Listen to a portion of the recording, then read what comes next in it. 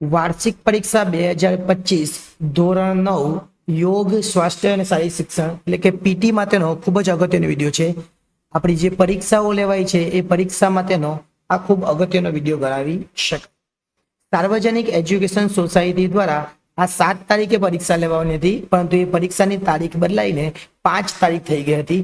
એટલા માટે અહીંયા 7 તારીખ લખાયેલી છે, કારણ કે અગાઉ આ પરીક્ષા 7 તારીખે લેવાની હતી. જોઈએ પહેલા યોગને લગતા પ્રશ્નો છે. યોગ કોને અટકાવે છે? તો યોગ એ ચિત્ત વૃત્તિઓને અટકાવે છે. 21મી જૂનને કયા દિવસ તરીકે ઉજવવામાં આવે? તો આંતરરાષ્ટ્રીય યોગ દિવસ તરીકે ઉજવવામાં આવે. પ્રાચીન ભારતે વિશ્વને કઈ અનુપમ ભેટ આપી? તો યોગની અનુપમ ભેટ આપી. શક્તિ, પ્રાણ, મન પર નિયંત્રણ મેળવી યજ્ઞ સાધવાના પ્રયત્નને શું કહેવાય? તો એનો જવાબ આવશે રાજયોગ. ફક્ત સાંભળશો એટલે પણ તમને યાદ રહેશે ને કામ લાગશે. અષ્ટાંગ યોગમાં પ્રથમ 5 અંગોને કયા નામે ઓળખવામાં આવે છે? બહિરંગ.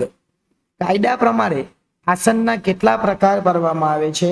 તો કાયદા પ્રમાણે આસનના 3 પ્રકાર પાડવામાં આવે છે. યોગ સૂત્રના રચયિતા કોણ હતા? યોગ સૂત્રના રચયિતા મહર્ષિ પતંજલિ હતા. અપરિગ્રહ એટલે શું? અપરિગ્રહ એટલે વધુ પડતો સંગ્રહ ન કરવો. પોતાના સ્વાર્થ માટે નિર્દોષ વ્યક્તિને દુઃખ આપવું તેને શું કહેવાય?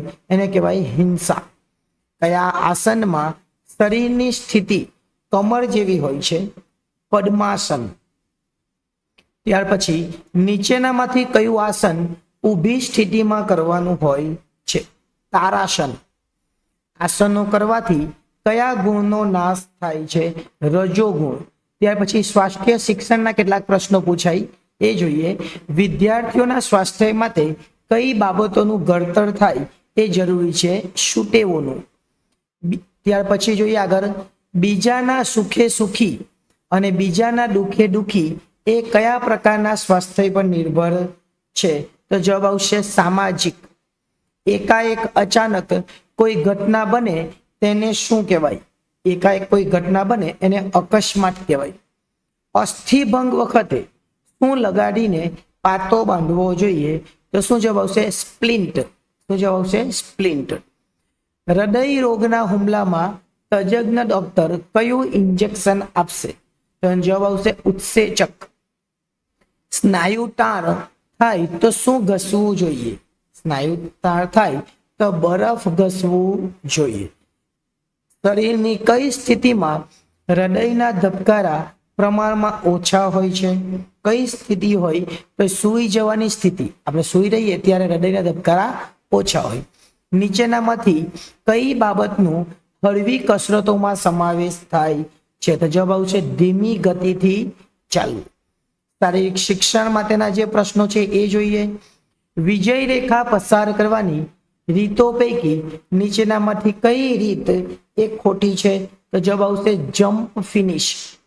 શરીરના ખભાથી કમર વચ્ચેના બંને હાથ અને માથા સિવાયના ભાગને શું કહેવાય? તો એને કહેવાય તોડશો. પ્રસ્થાન ટેકા ક્યાં ગોઠવવા જોઈએ? જવાબ આવશે પ્રસ્થાન રેખાની પાછળ. 100 મીટર દોડનો સમાવેશ કયા પ્રકારની દોડમાં થાય છે? તો જવાબ આવશે ટૂંકી દોડ. લાંબી કૂદમાં ઠેક પાટિયાને જમીનમાં કેવી રીતે દાટવામાં આવે છે? તો જવાબ આવશે જમીનની સપાટીને સમતલ. લાંબી કૂદના ખારાની પહોળાઈ કેટલી હોય છે? તો 2.75 મીટર. આગમ દોડ માર્ગ ઉપર ખેલાડીએ કેવી રીતે દોડવાનું હોય છે? તો ખેલાડીએ કેવી રીતે દોડવાનું હોય? સીધી રેખામાં ઝડપથી દોડવાનું હોય. લાંબી કૂદના નિયમ પ્રમાણે ઠેક પાટિયાનો રંગ કેવો રાખવાનો હોય? તો ઠેક પાટિયાનો રંગ એ સફેદ રાખવાનો હોય. ગોળા ફેંકમાં ગોળો કયા હાથથી ફેંકવામાં આવે છે?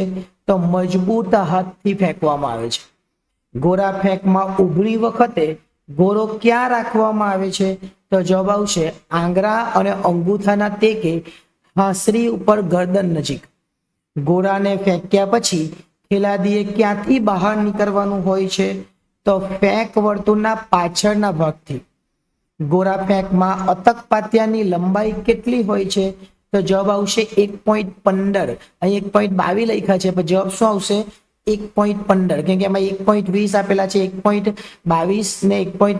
આપણને આપેલા નથી 1.15, એટલે જવાબ આવશે 1.15. નીચે આપેલી કબડ્ડી અને ખોખો રમતોમાંથી ગમે તે એક જ રમતના પ્રશ્નોનો ઉત્તર આપવાનો છે. એમાં પહેલા કબડ્ડી લખેલું છે. કબડ્ડીના પ્રશ્નો જોઈએ 33 છે, પછી એના આગળના બી 33 થી ચાલુ થશે, એટલે તમે કોઈ પણ 33 આપી શકો, આ 33 અથવા આ 33, એટલે ખોખો બી છે. તો કબડ્ડીની રમતમાં લોનના કેટલા ગુણ મળે છે? કબડ્ડીની રમત હોય તો લોનના કેટલા 2 ગુણ મળે. બહેનો માટે કબડ્ડીના મેદાનની લંબાઈ કેટલી હોય? તો બહેનો માટે કબડ્ડીના લંબાઈની મેદાનની લંબાઈ 11 મીટર હોય. કબડ્ડીની રમતમાં એક ટુકડીમાં રમનાર ખેલાડીની સંખ્યા કેટલી હોય? તો કેટલા ખેલાડી હોય? તો 7 ખેલાડી હોય. કબડ્ડીની રમતમાં ચેતવણી આપ્યા છતાં કોઈ પક્ષ ઈરાદાપૂર્વક ભૂલ કરશે તો સામા પક્ષને શું આપવામાં આવે? તો સામા પક્ષને એક ટેકનિકલ પોઈન્ટ આપવામાં આવે. હવે ખોખોના ઓપ્શન છે, એટલે હવે તમે પેલા આપો કાં તો આ આપો, પેલો 33 અથવા આ 33, કોઈ પણ જવાબ આપણે આપી શકીએ. ખોખોની રમતમાં કેટલા ખેલાડીઓ બેઠક ચોરસમાં દાવ આપવા બેસે છે? તો 8 ખેલાડીઓ. સિંગલ ચેઇનમાં ખેલાડી એક ખૂટથી બીજા ખૂટ તરફ કઈ રીતે દોડે છે? તો જવાબ આવશે સર્પાકાર. ખોખોની રમતમાં રમનાર ખેલાડીની સંખ્યા કેટલી હોય? તો ખેલાડીની સંખ્યા 9 હોય. ખોખોના મેદાનમાં ચોક પ્રદેશમાં કયો નિયમ લાગુ પડતો નથી? તો મોં ફેરવવા સંબંધી. હવે જો આ BAA, તો આમાં પણ જવાબ એ જ આવશે, BAA. આ ઓપ્શન એ રીતના જ આપવામાં આવે.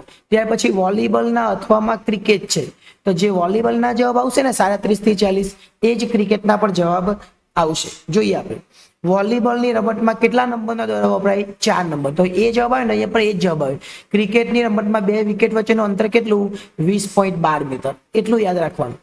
વોલીબોલની રમતમાં ખાસ રક્ષક ખેલાડીને શું કહેવાય? તો લીબરો કહેવાય. એ જ રીતના આમાં પણ એ જ જવાબ આવશે. ક્રિકેટની રમતમાં એક ઓવરમાં કેટલા બોલ નાખવામાં આવે? તો 6 બોલ નાખવામાં. એટલે આ 38 અથવા આ 38, બેમાંથી તમે કોઈ પણ લખો, જવાબ તો એ જ આવવાનો છે. વોલીબોલમાં બહેનો માટે નેટની ઊંચાઈ કેટલી રાખવામાં આવે? તો જવાબ આવશે 2.24 મીટર. એનો મતલબ કે આમાં પણ 96.5 જ આવે. ક્રિકેટની બેટની લંબાઈ, તેનો જવાબ એ જ આવશે. વોલીબોલના મેદાનની પહોળાઈ કેટલી? તો વોલીબોલના મેદાનની પહોળાઈ 9 મીટર. તો આમાં પણ જવાબ બી જ આવશે. નિયત કરેલ હદની બહાર પીચ પડીને દડો બાઉન્ડ્રી ઓળંગે તો 4 રન આપવામાં આવે. એટલે આ રીતે આપણે 9મા ધોરણનું પીટીનું સંપૂર્ણ સોલ્યુશન જોયું. આ વિડીયો ગમ્યો હોય તો લાઈક કરજો, કારણ કે બીજા પણ આપણે વિડીયો બનાવીશું જેના સોલ્યુશન તમને મળતા રહેશે. આભાર.